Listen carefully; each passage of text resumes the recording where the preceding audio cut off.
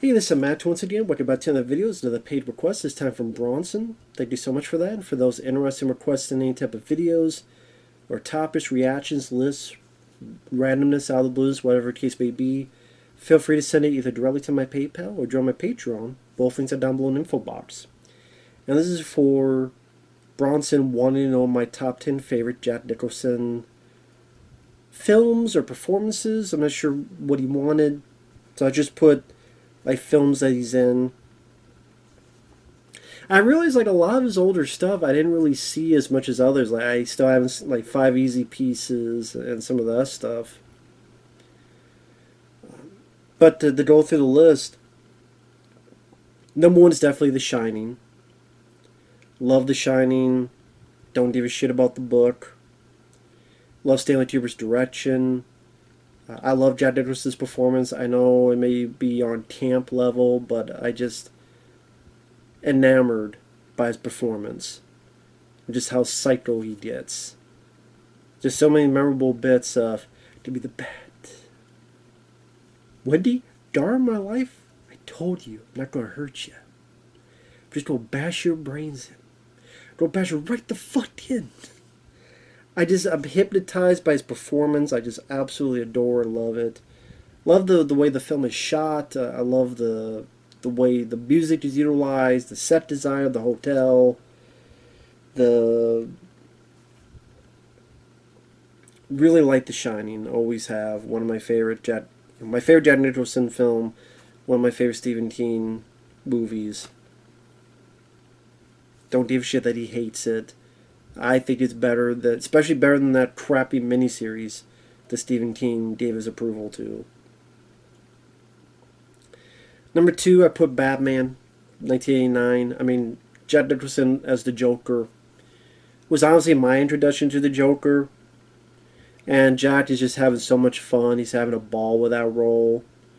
Where it'd be the first time he reveals his Joker face to Jack Palance. And all the crazy ways shooting the gun, and then kind of like puts his hand up, just very theatrical.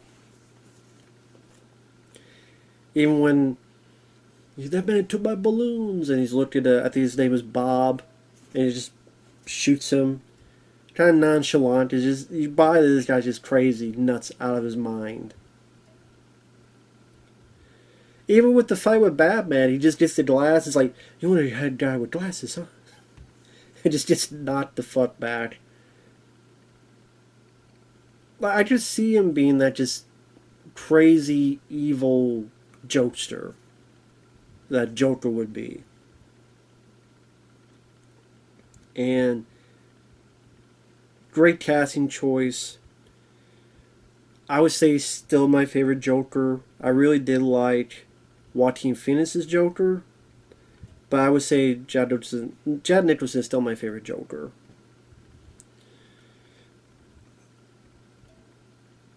Number three, As Good as It Gets. One of the films that got him an Oscar win. Very interesting character, being this OCD guy who, at times, is a guy you don't like. At times, is a guy that it's pretty hard to root for, but it's just at the same time, there are times where he says and does stuff, and then you kind of see behind his eyes or his mannerisms that at times he does want to do the right thing. He's just doing it a lot of times the wrong way. And he's a very cynical character. He's a very, at times, a dickish character. But there are times where you just see a bit of that Jack charisma that you can see why Helen Hunt would fall for this guy. You see why Greg Kinnear's gay character kind of somewhat becomes friends with this guy. And he's a guy, a character that's very, very, very rough around the edges, but he got a little bit more to him underneath, like the way he takes care of the dog, and then the dog starts liking him, and like the guy, Greg Kinnear starts feeling bad, and then Jack's like, oh, it's just the treats. See, it's just the treats, you know. Like, You see a nice arc with that character, and it's a very interesting take on a love story, and the way Jab plays the OCD angle. Oh, what was the one line he says? The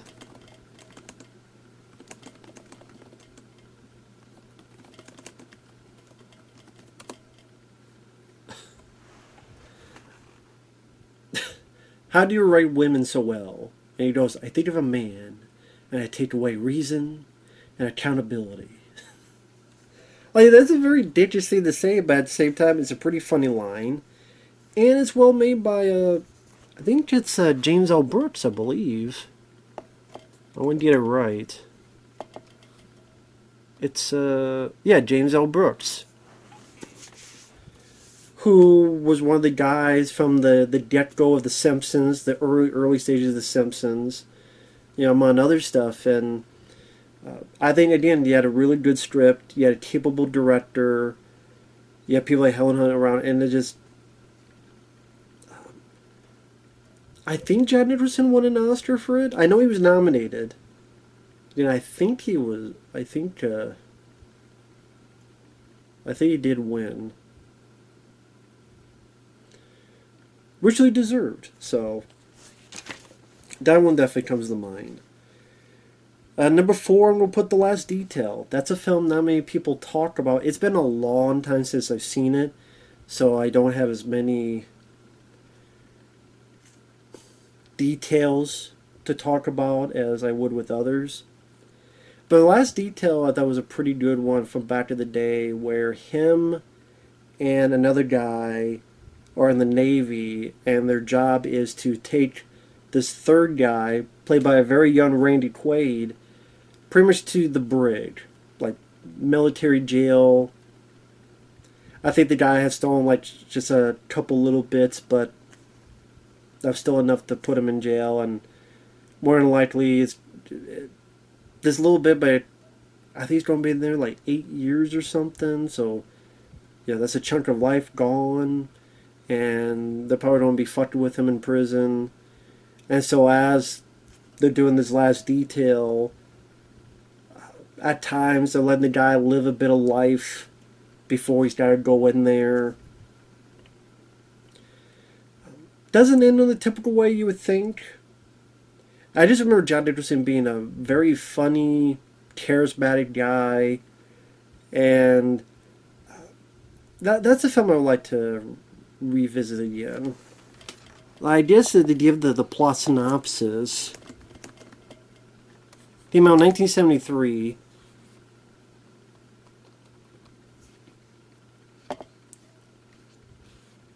And 2 Navy men are ordered to bring a young offender to prison, but decide to show him one last good time along the way. And nice performance by a very young Randy Quaid. And say Jack, I think that was another film he got. If he didn't win, he got nominated, I know, for that performance. He's been nominated quite a bit. I think he's only won like 3 times or so. Because one was Terms of Endearment, one was As Good as It Gets, and one might have been One Flew Over the Cuckoo's Nest, actually. So it might have been 3 times he won. So I don't think he won that one, but he was nominated. And I think Jack has said that that's one of the roles he's the most proud of. For good reason. So, but definitely check out the Last Detail, 1973, if you like Jack Nicholson. Number 5, Anger Management. I know you're thinking, what?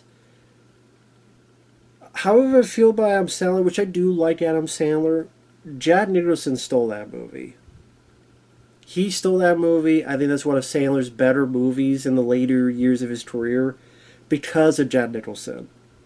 He took that movie and he just went with it, and how crazy of a therapist he was and the crazy decisions, and he just stand toe-to-toe with Adam Sandler's character, and just to see him kind of let loose in a comedy like that.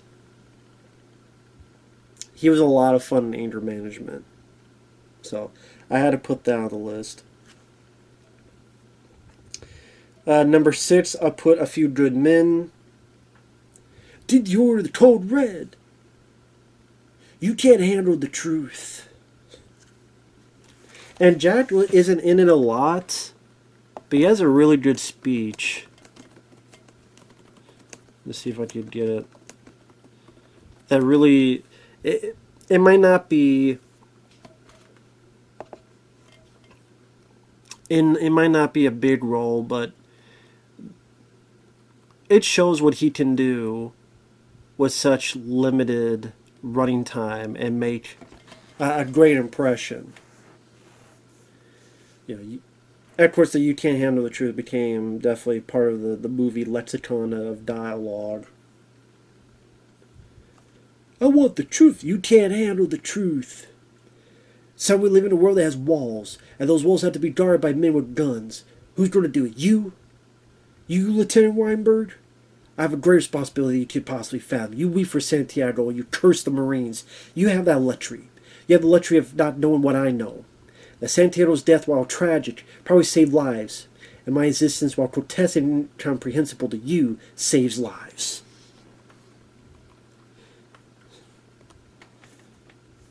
You don't want the truth. Just deep down in places you don't talk about at parties, you want me on that wall. You need me on that wall. We use words like honor, code, loyalty. We use these words as a backbone of our life spent defending something. You use them as a punchline. I have neither the time nor the inclination to explain myself to a man who rises and sleeps under the blanket and the very freedom that I provide, and then questions the manner in which I provide it. Or rather, you just said thank you and went on your way. I suggest you pick up a weapon and stand the post. Either way, I don't give a damn what you think you're entitled to. Did you order the code red? I did the job. Did you order the code red? You're goddamn right I did.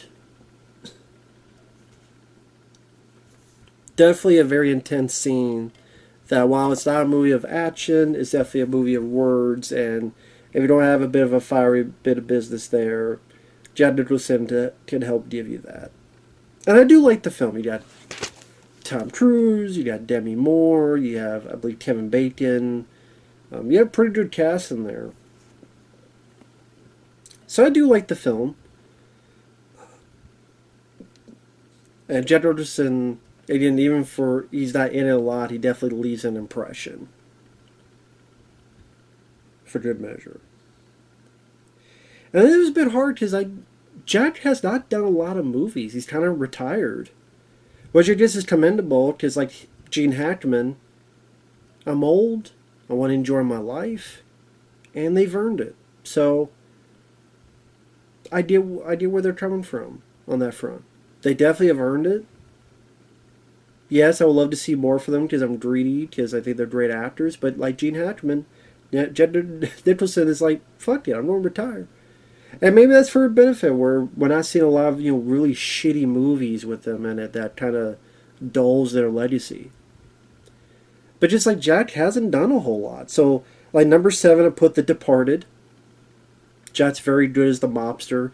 That great intense sequence with Leonardo DiCaprio, where Leo doesn't know whether Jack's going to kill him or not, and Jack pulls out that gun. And I think in real life, Leo didn't know he was going to do that, so he didn't know if the gun was loaded or not.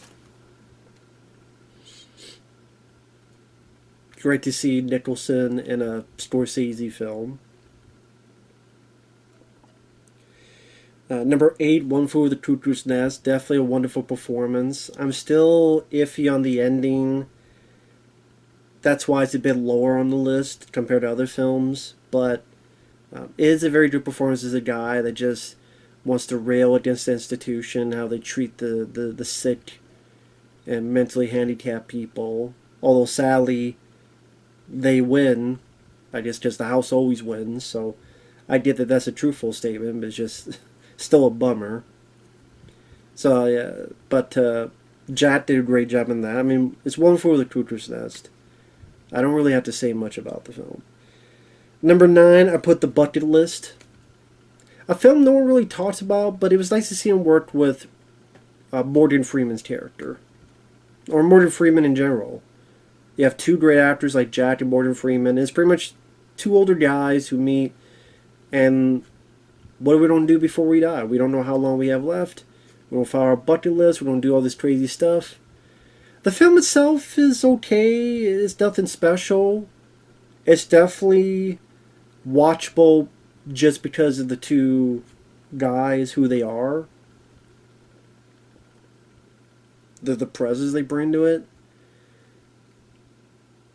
But, I mean, again, it's nothing remarkable or mesmerizing, but it's worth a watch just to see those two guys work together. And number 10, it was hard, but I put About Schmidt.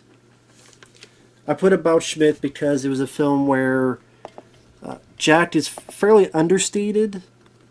Because usually you think of Jack Nicholson, you think of these big, intense performances, but that one he's much more quiet, much more reserved.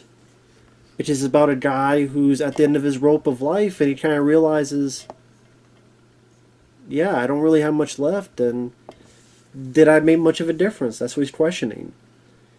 He's forcibly retired from his job. His wife dies.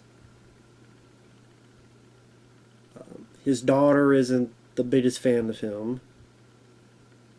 And he's kind of sitting there going, have I accomplished anything in my life? And I don't have much of life left to live. So what I'm going to do? And yeah, it's very quiet and understated, and the film is not, how do I put it? It's not something that blew my mind or anything. Like, at the end, he was kind of like, kind of one of those reactions. Not bad, just, but it's just one of those where it was an okay film to watch, mostly all because of Jack and seeing a different kind of performance from him. Because I was looking at like his films, like he hasn't done a film since 2010, and it's some film called How Do You Know, which I've never seen. But that was the one by James L. Brooks. I think this is that film. Is this the one? Yeah, this comedy that costs like $120 million. And it's just a romantic comedy with Reese Witherspoon, Owen Wilson, Paul Rudd. And you're thinking, how the hell? Well, it's because James L. Brooks cost $10 million. Reese Witherspoon, $15 million. Jack Nicholson, $12 million. Owen Wilson, $10 million. So yeah, Reese was 15, Jack was 12, Owen Wilson was 10, and Paul Rudd was 3. So that's $50 million on just the director and the 4 actors. And then James L. Brooks' slow and meticulous production and post-production process have been given as reasons for the size of the budget.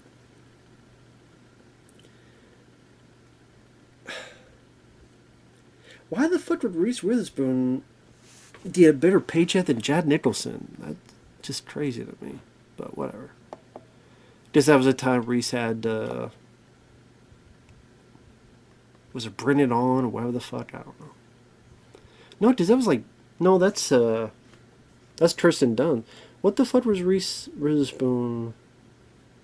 What had she done at that time? Sorry, I know I'm going off tangent, but yeah, Reese was, what the fuck was that movie? No, because it was a different person. That's Kirsten Dunst. Legally Blonde. That's the thing. Legally Blonde she was in. But still, that was 2001. So, I don't know. Whatever. But I'm looking at, like I said, I'm looking at Jack's filmography. I'm like, okay, he hasn't done a film in 13 years. The Bucket List, How Do You Know? Before that, The Bucket List. Before that, The Departed. Before that, Something's Gotta Give, which I did not see. Some romantic comedy did with Diane Lane. Then Anger Management before that, About Schmidt. The Pledge, which I was not a fan of the movie. As Good as It Gets, which I mentioned. The Evening Star, which is the sequel to Terms of Endearment that no one remembers. Mars Attacks, I'm not a fan of. Blood and Wine, I didn't see. The Crossing Guard. Honestly, found that film kind of forgettable.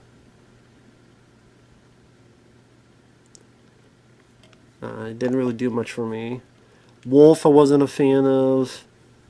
I mean, I didn't hate it, but I don't know. Didn't see Man Trouble. Didn't see Ironweed. Didn't see Heartburn. Postman Always Rings Twice. The Last Tycoon. The Fortune.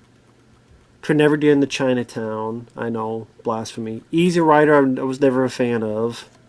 Especially the way it ends. I get what I was trying to do, but that's just not my cup of tea when it comes to the finale. So, there you go. But, great actor. Definitely one of the best actors we've had. And, yeah, I looked at his career. I wish he would have done... I mean, obviously, to a lot of people, he's done a lot because he got, like, 11 Academy Award nominations, but... I don't know,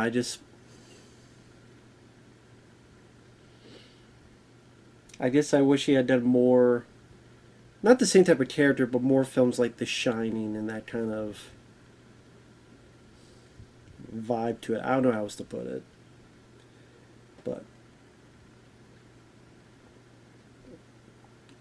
like Jack Nicholson's version, like if he was in a film like All the President's Men or The Shawshank Redemption or and Justice for All. Kind of like Al Pacino. Like the stuff Al Pacino's done. Even Robert De Niro, when he did like in the 80s a film like Midnight Run. Or, you know, him and Al doing Heat. But I guess you maybe argue that that's The Departed. But I like Heat more. But anyway, with that said, thanks for watching. Take care. Thanks once again, Bronson, and we'll see you guys later. Bye-bye.